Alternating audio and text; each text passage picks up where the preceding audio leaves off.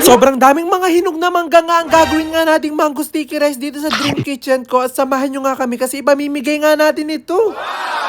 Never ko ba nga natikman nga itong lulutuin natin ngayong araw dito sa akin Dream Kitchen na talaga sobrang ako nag-crave nga dito kaya talagang gagawin natin. At buti na nga na talaga may nagbebenta nga ng manggang kinalabaw nga dito sa amin kaya napabili nga ako ng maraming mangga kasi gagawa nga tayo ng maraming mango sticky rice. At para nga makagawa nga nun ay kailangan nga muna natin magsaing nga ng malagkit na bigas at hindi tayo magsasaing sa rice cooker kasi dito tayo sa aking higanting kawa magsasaing. At talaga nagpatawag pa nga ako ng expert nga na magsaing nga dito sa kawa para talagang maayos nating masaing itong malagkit na bigas. At kailangan nga muna daw pakuluan ng sobra-sobra yung tubig sa kawa bago nga daw ilagay yung malagkit nga na bigas kaya agad-agad nga muna akong umalis kasi kailangan nga natin ng pandan leaves. At talagang hindi nga tayo pumunta ng palengke para nga bumili nga ng pandan leaves kasi kukunin nga natin siya ng fresh. At habang kumukuha nga ako dito talagang hindi ko nga maiwasan na amuyin nga tong pandan leaves kasi talagang bangong-bango ako sa kanya. Kamoy niya nga kasi yung dessert nga na favorite ko yung buko pandan kaya talagang gustong-gusto ko yung amoy. At talagang dinamihan na nga namin yung kuha nga nitong pandan leaves kasi marami nga yung isasayang natin malagkit na bigas para talagang saktong-sakto doon. At pagbalik ko nga dito sa Dream Kitchen ko talaga nabuhos na nga nung expert na pinatawag nga natin itong bigas dito at hindi ko na nga nakuna. At talaga sobrang nga talagang kakaiba daw pag nagsasayang ka sa malaking kawa kaysa nga sa rice cooker kasi kapag dito ko nga daw nagsasayang sa kawa kailangan mo siyang halu-haluin para hindi daw masunog yung pinakailalim. Pero hindi nyo po siya haluin hanggat masaing po siya talagang meron lang tamang oras sa kailangan siyang haluin. At nung natapos ko na nga pong maugasan ngayon kinuha nga naming pandan leaves ay ilalagay ko na nga siya dito sa malagkit na bigas sa sinasayang natin para talagang bumango siya at mag-amoy pandan. Hindi pa nga po luto nga itong sinaing nga natin at kailangan pa nga itong masayang ng onti pang ang oras kaya habang nagsasaing nga ito, agad-agad na nga ako magre-ready nga dito para sa sauce nga ng ating mango sticky rice. At dito nga sa ating napakalaking kasirola, agad-agad nga ako nagbuhos nga dito ng mga fresh gata nga natin kasi ito nga yung pinaka main ingredients para makagawa nga ng sauce ng mango sticky rice. Konting asukal nga lang po ang nilagay ko nga po dito kasi ang gusto ko nga po talaga maging pampatamis nga nitong ating sauce ng mango sticky rice, yung condensed milk. Para nga po talaga mas lalong creamy at talagang milky nga yung lasa nga ng sauce. Hindi nga po kasi magiging masarap ang mango sticky rice nga natin kapag hindi masarap nga yung sauce kaya dapat ito pa lang, dapat sobrang sarap na nito. At talagang tinatansya-tansya ko nga rin po ito kasi dapat po hindi siya sobrang tamis at hindi rin po siya sobrang tabang kaya naglagay nga ako dito ng asin para mag-balance. At kapag nakukulangan naman po ako at medyo natatabangan ako ay naglalagay po ulit ako dito ng condensed milk. At kung mapapansin nyo nga po talaga napakarami nga natin dito pong ginawang sauce kasi yung kalahati nga po nito ilalagay natin siya doon sa sinaing natin na malagkit doon sa kawat tapos yung kalahati po nito ito na yung mismo magiging sauce ng ating mango sticky rice. At pagpasensyaan nyo na nga po kung ganyan po yung itsura ko na parang nga po ako nakasimangot kasi nga po talagang sobrang trick na trick nga po yung araw. Talaga nakakasilaw sa mata. At sakto-sakto nga po nung pinaghiwalay ko na nga po yung sauce na ilalagay natin doon sa sinaing nating malagkit na bigas ay nasayang na nga siya at luto na tong sinaing nga natin. Kaya pwede na nga tong ibuhos dito. Dahil nga po kasi sa sauce na ibubuhos nga po natin na ito nga po yung mismo magpapasarap dito sa ating sinaing na malagkit na bigas. Kaya pagkalagay nga po ng sauce dito sa ating malagkit nga na bigas ay agad-agad na nga namin tong hinalo para nga talaga magkalasa na tong pinakasinaing natin. Kinakabahan pa nga ako dito kasi baka naparami nga ako ng buhos nga ng sauce dito sa sinaing natin pero nung unti-unti nga namin siya nahalo talagang saktong-sakto lang pala. At habang inahalo nga po namin ito, bigla nga ako nag-crave nga sa favorite ko nga na dessert na buko pandan kasi amoy na amoy nga dito sa ating sinaing yung pandan. At nung nahalo na nga po namin siya ng mabuti, naglagay na nga po ako ng cornstarch slurry nga dito sa ating natirang sauce kasi kailangan nga na maging malapot to. At pagkatapos nga po nun pumunta na nga po ako dito para balatan nga itong mga mangga at talagang dito nga talaga ako sobrang excited kasi dito na nga natin didesignan ngayong ating pinaka mango sticky rice. At talagang nanood pa ako ng mga tutorial nga kung paano yung mga technique na paghihiwa dito sa mangga para makagawa tayo ng kung ano-anong design para sa ating mango sticky rice. Gusto ko nga po kasi yung ibibigay nating mango sticky rice ay talagang hindi lang masarap, talaga maganda rin dapat yung presentation. Kaya kahit nga mahirap nga po talagang tsatsagain nga namin to para talagang ganito yung design yung mga ipamimigay namin. At ganito nga po yung goal ko nga po na maging itsura dapat ng mga ipamimigay nga namin po mango sticky rice yung nakalagay nga sa gilid yung pinakamangga tapos talagang lalagyan siya ng sauce sa pinakagitna. At paglalagay nga po ng sauce nga sa gitna ay maglalagay pa tayo ng toppings nga dito na sesame seed. At talagang tinuturuan ko na nga rin po yung mga kasama ko kung paano nga gawin nga po yung design nga na yun para makagawa nga po kami ng marami kasi kung ako nga lang yung gagawa nga nun abutin nga kami ng gabi. Kaya talagang busy nga ako sa pagdidesign nga nitong mango sticky rice nga natin kasi talagang nakaka-enjoy nga rin siya. At hindi nga lang po yung mga pagbibigyan nga natin ng na-excite nga dito sa mango sticky rice pati nga rin po ako kasi ito nga yung first time na matitikman ko nga siya. Kaya talagang hindi na nga ako nagpatumpik-tumpik pa, tinikman ko na nga to at nagulat nga ako kasi talagang sobrang sarap. Sobrang nagustuhan ko nga po kasi yung sticky rice na nagawa nga namin kasi talagang hindi siya sobrang tamis, talaga sakto-sakto nga lang siya tapos bago bagay na bagay pa pag pinagsabay mo yung mangga pati yung sticker rice. Talaga sobrang sarap. Kaya makasigurado nga po ako na sobrang magugustuhan talaga to ng mga pagbibigyan nga po natin. At talaga sobrang nakakatuwa nga po kasi napakarami pong mango sticker rice ang nagawa ko. Kaya marami nga po tayong mabibigyan. Kaya agad-agad na nga po kami pumunta nga sa lugar kung saan nga po natin ipamimigay itong mga niluto ko nga pong mango sticker rice para matikman nga po nila kung gaano to kasarap. At sobrang dami pa nga po namin dalang mango sticker rice nga doon sa sasakyan nga namin at ito pangalan kasya dito sa lamesa. Amazing!